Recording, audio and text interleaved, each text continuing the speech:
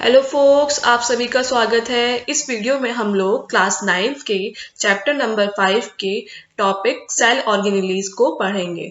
तो previous video में मैंने कुछ सेल ऑर्गेनेली पहले ही डिस्कस कर दिए हैं।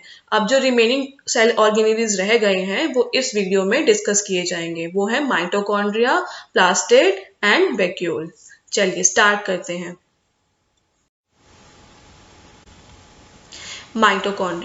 माइटोकॉन्ड्रिया को हम अदर नेम से बोलते हैं powerhouse of the cell. और इसे powerhouse of the cell क्यों बोलते हैं वो हम लोग पढ़ते हैं, क्यों बोलते हैं ऐसा। स्ट्रक्चर, तो पहले हम लोग इसके स्ट्रक्चर को देख लेते हैं। तो अगर आपको एक फिगर दिखाई दे रहा है, फिगर नंबर 1, जो क्या शो कर रहा है, माइटोकॉन्ड्रिया को शो कर रहा है। तो अगर मैं इस फिगर को देखूं तो मैं बाहर से स्टार्ट करती हूँ। तो पहले मुझे क्या दिखाई दे रहा है, आउटर मेम्ब्रेन दिखाई दे रही है। उसके बाद इनर मेम्ब्रेन दिखाई दे रही है। अब इनर मेम्ब्रेन कुछ इनफोल्डेड है, अंदर की तरफ क्या है, फोल्ड हो रखी है। उसको हमने क्या बोल दिया है, उसको हमने क्रिस्टा बोला है, क्रिस्टी बोला है। ठीक है। अब अंदर वाला जो पार्ट है, स्पेस जो अंदर है, उसको हमने क्या बोला है, मैट्रिक्स बोला है। और इनर मेम्ब्रेन और आउटर मेम्ब्रेन के बीच के स्पेस को हमने इंटर मेम्ब्रेन स्पेस बोला है। तो ये एक ओवरऑल स्ट्रक्चर है एक माइटोकॉन्ड्रिया का। तो अब यहाँ पर क्या दिखा, हमने दो मेम्ब्रेन देखी। तो इसका मतलब ये है कि जो माइटोकॉन्ड्रिया है वो कैसा स्ट्रक्चर है, कैसी ऑर्गेनेली है, डबल मेम्ब्रेन ऑर्गेनेली है। चलो अब हम लोग इसके बारे में कुछ पढ़ लेते हैं, स्ट्रक्चर के बारे में। Mitochondria has double membrane. तो हमें पता है कि माइटोकॉन्ड्रिया में कैसा है, माइटोकॉन्ड्रिया कैसा है, डबल मेम्ब्रेन है। आउटर मेम्ब्रेन है एंड इनर मेम्ब्रेन है। Outer membrane is porous. तो आउटर मेम्ब्रेन कैसी होती है, पोरस होती है। Inner membrane is deeply folded. तो जो इनर मेम्ब्रेन है वो डीपली फोल्डेड है, अंदर की तरफ फोल्ड हो रखी है, जिसको हमने क्या बोला, उस इनफोल्डिंग को हम लोग क्या बोल रहे हैं, क्रिस्टा बोल रहे हैं।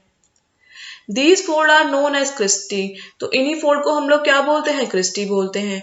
और फंक्शन क्या है इनका, and they provide large surface area for ATP generating chemical reaction. तो इस क्रिस्टी का फंक्शन क्या है, ये प्रोवाइड करती है लार्ज सरफेस एरिया, किसके लिए, एटीपी जनरेशन के लिए, एटीपी जनरेटिंग केमिकल रिएक्शन के लिए लार्ज सरफेस एरिया प्रोवाइड करती है। तो आप इसे याद कर लेना, क्रिस्टी का फंक्शन क्या है। Mitochondria is known as semi-autonomous organelle due to presence of its own DNA। तो माइटोकॉन्ड्रिया को सेमी ऑटोनॉमस ऑर्गेनेली भी बोलते हैं क्योंकि माइटोकॉन्ड्रिया के पास अपना भी डीएनए है। अब हमने पढ़ा था कि डीएनए कहाँ पर होता है, डीएनए न्यूक्लियस के अंदर होता है। पर जो माइटोकॉन्ड्रिया है इसके पास अपना भी डीएनए है, इसीलिए हम इसको सेमी ऑटोनॉमस बोल रहे हैं। Next is function of mitochondria. तो माइटोकॉन्ड्रिया का फंक्शन क्या है, चलिए पढ़ते हैं। Mitochondria is called as energy generator of the cell या फिर powerhouse of the cell.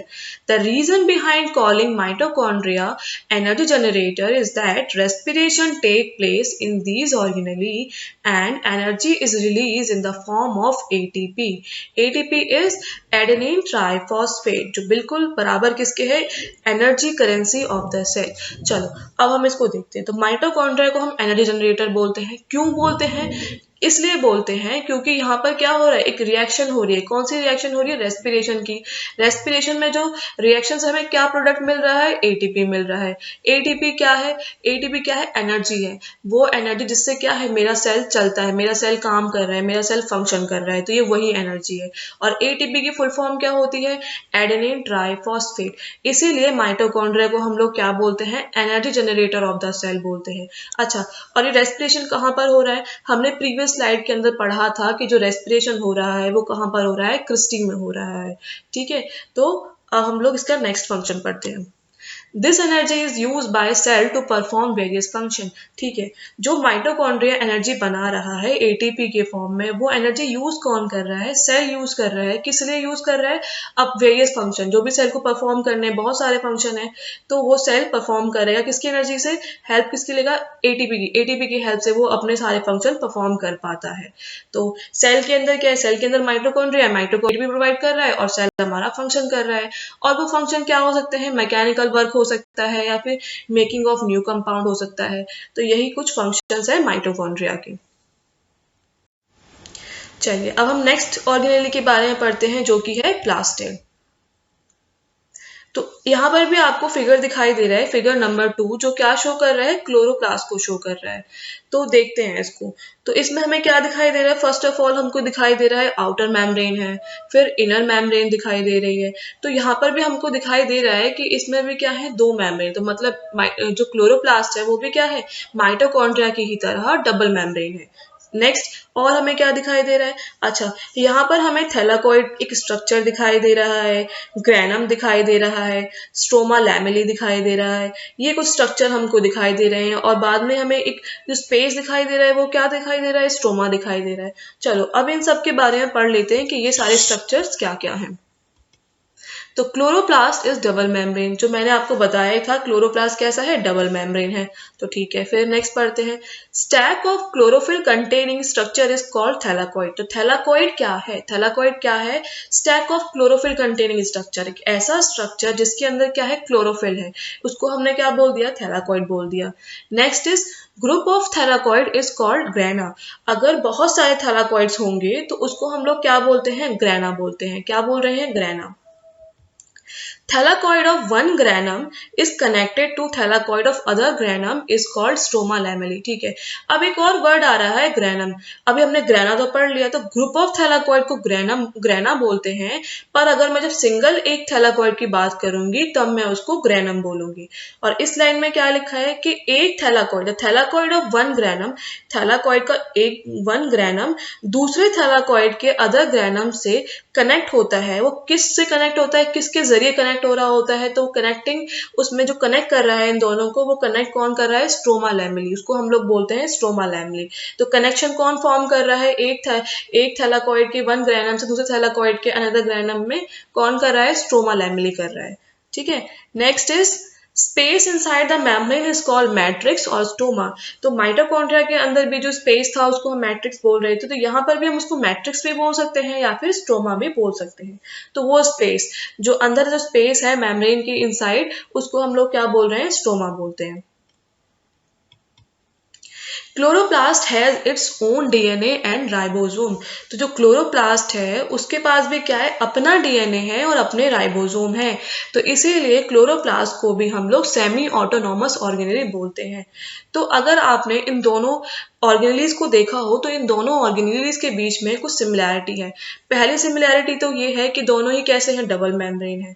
और सेकेंड सिमिलैरिटी क्या है कि दोनों ही कैसे हैं, सेमी ऑटोनॉमस ऑर्गेनेली है। ठीक है, अब हम लोग पढ़ते हैं टाइप ऑफ प्लास्टिड। तो टाइप ऑफ प्लास्टिड, कितने तरह के प्लास्टिड्स होते हैं देखते हैं। Plastids are present only in plant cell. तो ये आपको याद रखना है कि जो प्लास्टिड है सिर्फ प्लांट सेल में ही प्रेजेंट होते हैं। There are 2 type of plastid. अब प्लास्टिड कितने तरह के हैं, तो 2 तरह के प्लास्टिड होते हैं। First is chromoplast. तो पहला जो प्लास्टिड है उसको हम लोग क्या बोलते हैं, chromoplast.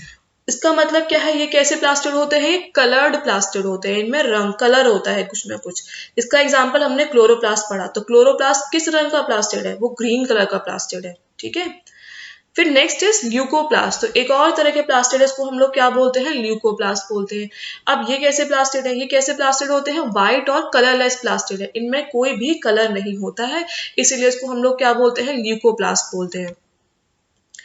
Plastid containing green pigment chlorophyll are known as chloroplast. जो क्लोरोप्लास्ट है, क्लोरोप्लास्ट किसका एग्जांपल है, क्रोमोप्लास्ट का एग्जांपल है। तो यहाँ पर जो पिगमेंट है, जो पिगमेंट क्लोरोफिल है, उसकी वजह से किस तरह का दिखाई देता है, हमें ग्रीन कलर का दिखाई देता है। तो इसीलिए हम इसको क्या बोलते हैं, क्लोरोप्लास्ट बोलते हैं। तो ये इस किस तरह का प्लास्टिड है, ग्रीन कलर का प्लास्टिड है, इसलिए हम इसको नाम क्या बोलते हैं, क्लोरोप्लास्ट बोलते हैं। और ग्रीन कलर किसकी वजह से है इसके अंदर, क्लोरोफिल की वजह से है, इसलिए हम इसको क्लोरोप्लास्ट बोलते हैं। अच्छा, these are the site in which photosynthesis take place. तो क्लोरोप्लास्ट एक ऐसी साइट है जहां पर क्या होता है, फोटोसिंथेसिस होता है।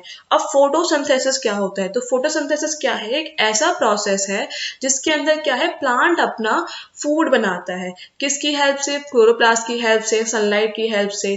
तो ये एक तरह का प्रोसेस है, इसमें क्या करता है प्लांट, ग्रीन प्लांट्स अपना खाना बनाते हैं, भोजन बनाते हैं। उसी प्रोसेस को हम लोग क्या बोलते हैं, फोटोसिंथेसिस बोलते हैं। Leucoplasts are primarily organelles in which materials such as starch oil and protein granules are stored.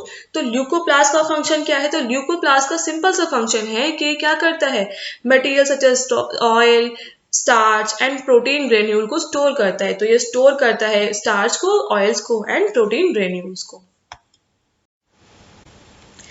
Last organelle है वैक्यूल। चलिए वैक्यूल के बारे में पढ़ लेते हैं। वैक्यूल क्या है? Vacuole are storage sac. तो वैक्यूल क्या है? एक तरह का स्टोरेज सैक है जिसके अंदर कुछ भी चीज को स्टोर किया जा सकता है। अब वो कुछ भी चीज क्या है, सब कुछ स्टोर कर लेंगे क्या? देखते हैं क्या करेंगे। तो दे स्टोर शुगर। तो क्या स्टोर करते हैं? शुगर स्टोर करते हैं, अमीनो एसिड स्टोर कर सकता है, सम प्रोटीन को स्टोर कर सकता है एंड वेरियस ऑर्गेनिक एसिड को स्टोर कर सकता है। कौन? वैक्यूल। इसीलिए इसको हम लोग क्या बोल रहे हैं? स्टोरेज सैक बोल रहे हैं। The vacuole in plant cell are larger in size as compare to animal cell. तो वैक्यूल क्या है? दोनों ही सेल में प्रेजेंट होता है, प्लांट सेल में भी प्रेजेंट होता है और एनिमल सेल में भी प्रेजेंट होता है। But the only difference is कि जो प्लांट सेल का जो वैक्यूल होता है उसका साइज लार्ज होता है अगर कंपेयर किया जाए एनिमल सेल से। एनिमल सेल का जो वैक्यूल होता है उसका साइज थोड़ा छोटा होता है। In plant cell, vacuole are full of cell sap and provide turgidity and rigidity to the cell. तो जो plant cell के अंदर जो vacuole होता है वो किससे fill होता है? Plant cell sap से fill होता है और वो क्या provide करता है? वो turgidity and rigidity to cell को provide करता है। तो यह function है vacuole का। अब हमारे सारे cell organelle complete हो चुके हैं। Thank you for watching. Happy learning. If you like the video, please subscribe to this channel. अगर आपको ये वीडियो अच्छा लगा है तो प्लीज इस चैनल को सब्सक्राइब करो। Thank you.